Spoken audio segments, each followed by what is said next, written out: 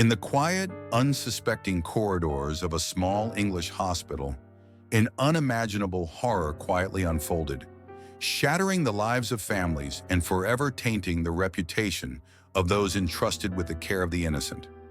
This is the story of Beverley Allitt, a woman who would come to be known as the Angel of Death. A nurse, a caregiver, a protector, yet beneath the uniform lay a mind consumed by darkness and an urge for control that would lead to a series of unimaginable atrocities. Beverley Gale Allitt was born on October 4th, 1968, in the tranquil village of Corby Glen, Lincolnshire. From a young age, those close to her noticed a troubling pattern of behavior. Beverley often sought attention through illness, feigning symptoms to draw concern and sympathy. These early signs, dismissed by many as childhood antics, would later reveal themselves as the precursors to a much darker and more sinister pathology. In 1991, Beverley Allitt secured a position as a state-enrolled nurse at Grantham and Kesteven Hospital.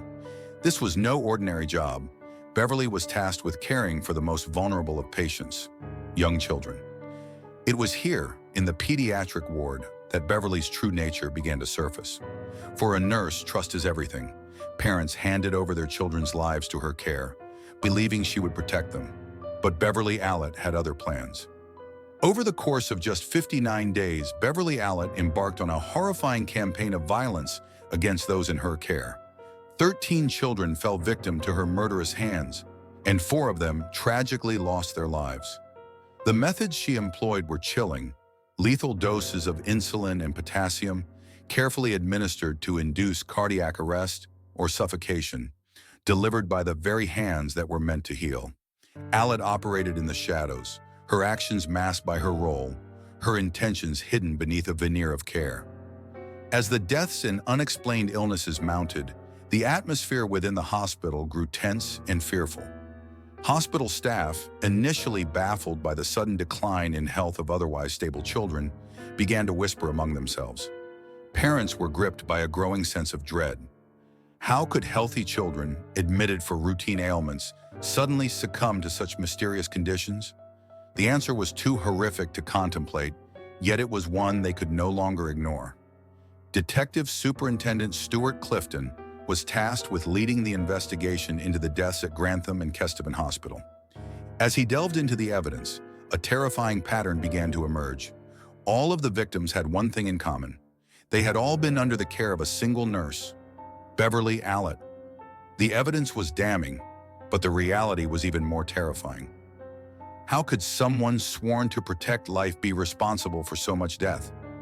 In November 1991, Beverley Allitt was arrested and charged with 4 counts of murder, 11 counts of attempted murder, and 11 counts of causing grievous bodily harm. The trial that followed was a media sensation, captivating the nation and revealing the full extent of her horrifying crimes.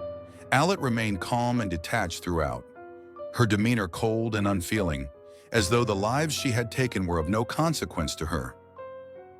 On May 28, 1993, after a trial that laid bare the full horror of her actions, Allitt was found guilty on all charges. The judge, in his sentencing, described her as a serious danger to others, a person who had violated the most sacred trust placed in her.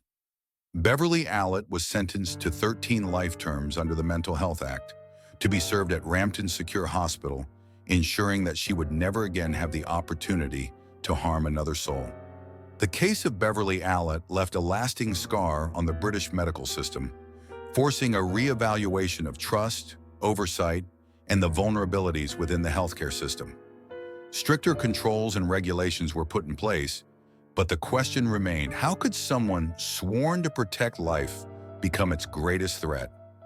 Was it Munchausen syndrome by proxy, a condition where caregivers harm those in their charge for attention and sympathy? Or was it something even more sinister, rooted in a desire for control over life and death itself? Beverley Allitt's story is one of betrayal, a dark reminder that evil can sometimes wear the most trusted of faces. As the years pass, the families of those lost continue to grapple with their grief, their lives forever changed by the actions of a woman who was supposed to care for their children.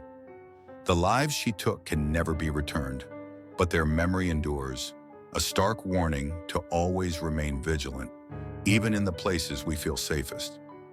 Justice may have been served, but the pain remains. This is the story of Beverley Allitt, the Angel of Death.